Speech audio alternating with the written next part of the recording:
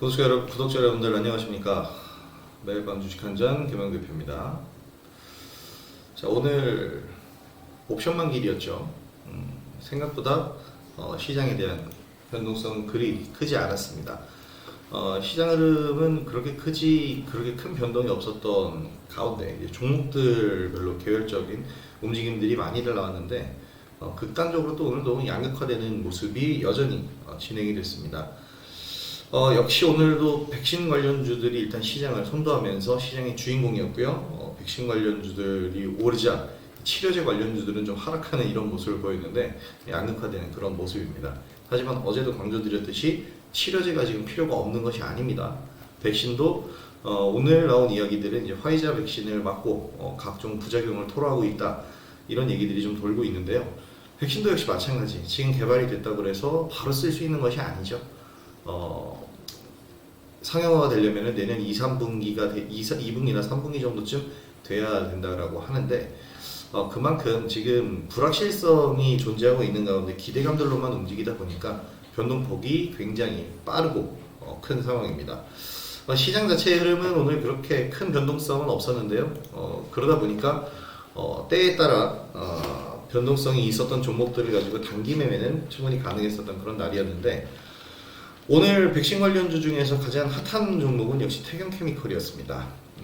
얼마 전부터 이제 상승을 했죠. 왜냐면 이 백신을 백신 공정, 보관, 유통 등의 극저온 기술이 필수적이기 때문에 이제 관련주들, 콜드체인 관련주들이 움직이는데요. 일단 이 극저온 종목들이 그래서 콜드체인 관련주로서 다 움직이는데, 그 중에서 드라이아이스 업계 1위인 태경케미칼이 이제 강세를 보였습니다. 상한가로 마감을 했는데요. 일단 보관과 유통에서 드라이아이스 기술이 필수적인데, 이 코로나19로 인해서 지금 드라이아이스의 수요가 급증하면서 저장 탱크 수십 개가 텅텅 비어 있을 정도로 품귀 현상을 보이고 있다고 합니다. 드라이아이스 제조 기업인 선도화학을 보유한 풍국주정도 오늘 상당한 강세를 보였는데요. 상한가 시세를 거의 보였죠. 20% 이상 상승을 보이다가 9%대에서 마감을 했는데, 태경케미칼의 초반도 역시 마찬가지였습니다. 물론 후발주자이기 때문에 그만큼의 시세는 안 나올 수 있지만 태경케미칼과 함께 풍국주정, 새로 콜드체인 안에서도 여러 분야의 종목들이 있는데 그 드라이아이스 분야가 지금 풍국주정의 거래가 없다가 터진 상황이기 때문에 잘 보셔야 되겠고, 태경케미칼은 이미 오늘 상한가를 기록했기 때문에 이후에는 이제 조정 구간 단기 매매만 좀 가능하겠습니다.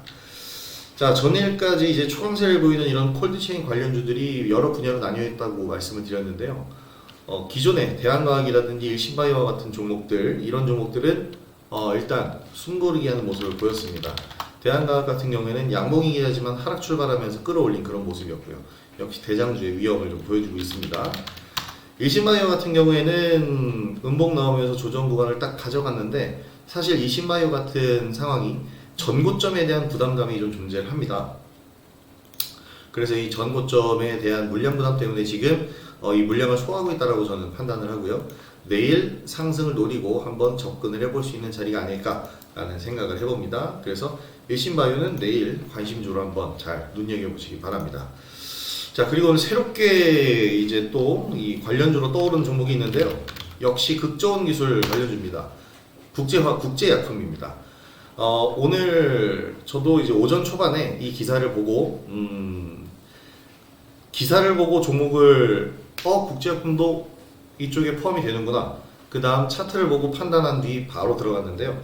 오늘 9,800원 이하권 우리가 매수를 진행을 했죠. 그래서 높은 수익률을 거뒀는데, 일단 내용 자체는 국제약품이 지상 4층에 CGMP 공장을 준공했다는데, 이게 극저온 냉동 공장이라고 합니다.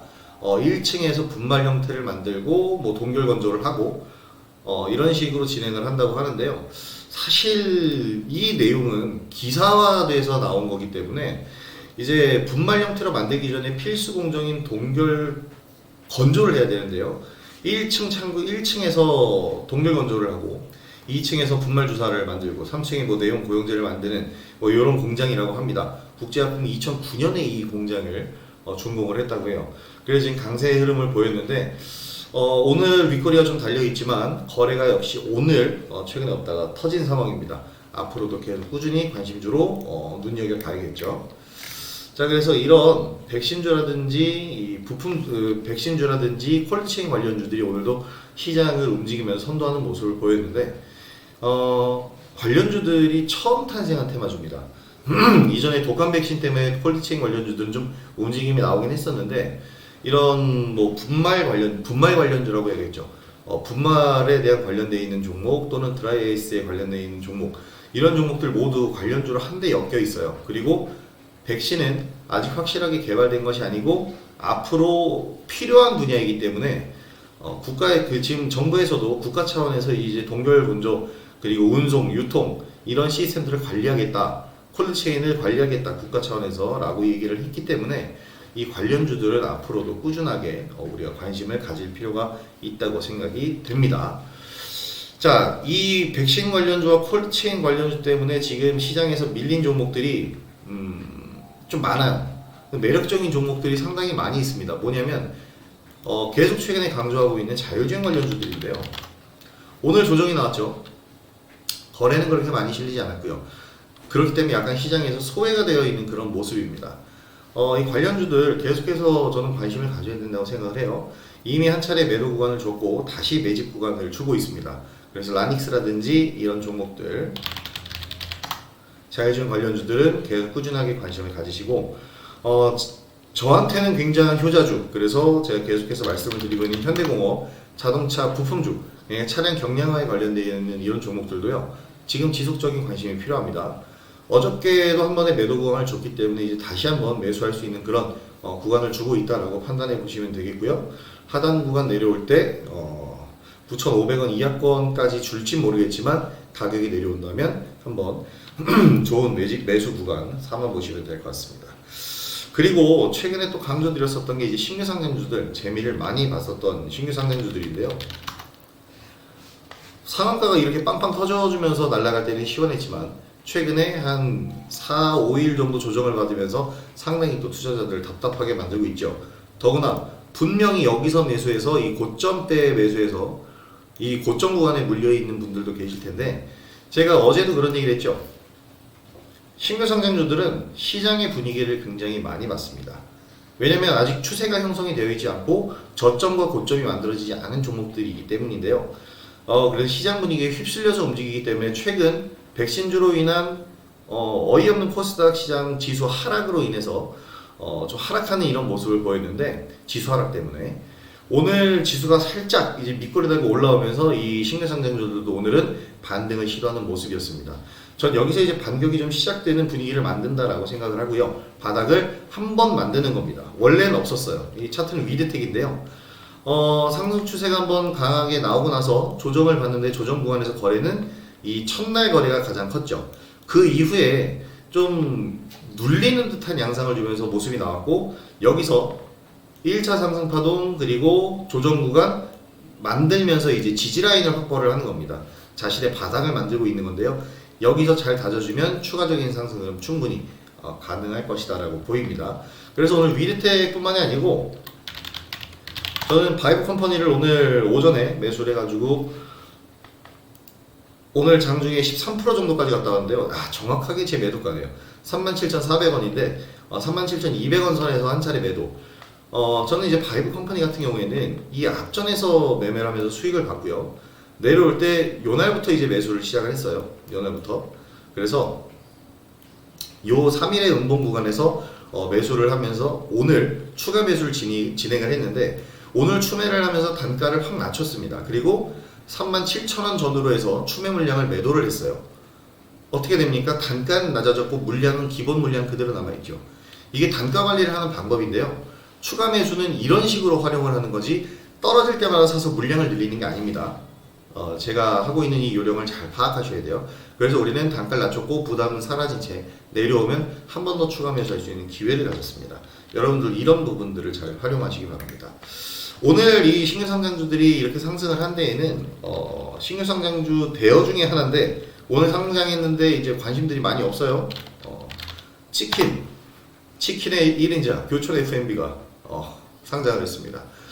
기분 좋은 상승 출발을 했어요. 그래서 이제 따상까지는 아니지만 어쨌든 상한가 기록을 했는데요. 추가적인 상승 흐름 저는 분명히 있을 거라고 생각을 하지만 부담이 된다면 다른 종목들을 보시면 됩니다. 왜냐하면 교촌 FMB가 상한가에 가면서 다른 신규 상장주들도 같이 움직였다고 보셔야 돼요. 신규주들은 신규주들끼리 업종과 섹터에 관련 없이 테마에 상관없이 신규주들끼리 무리지어 움직이는 성향을 많이 보입니다. 왜냐하면 시장 움직임에 따라 영향받는 거랑 똑같은 이유인데요. 추세와 이런 흐름들, 추세라든지 지지라인, 고점 라인이 없기 때문에 분위기를 그냥 휩쓸려서 따라다니는 거예요. 그래서 사실 위험하기도 합니다. 급변할 수 있기 때문에 조심을 하셔야 되는데, 이 교촌 FMB의 상승, 이 상한가로 인해서 최근 신규 상장주들이 움직일 수 있겠다라는 생각을 하시면서 보시면 될 것 같습니다. 자, 오늘도 역시 좋은 시장 흐름이었다고 저는 생각을 해요. 좋은 수익을 거둘 수 있었고요. 안정적인 시장 흐름이 나왔는데 오늘 수익 보신 분들은 모두 축하드리고요. 자, 내일장이 이제 금요일입니다. 원래 옵션 만기 다음날 금요일이 더욱더 중요합니다.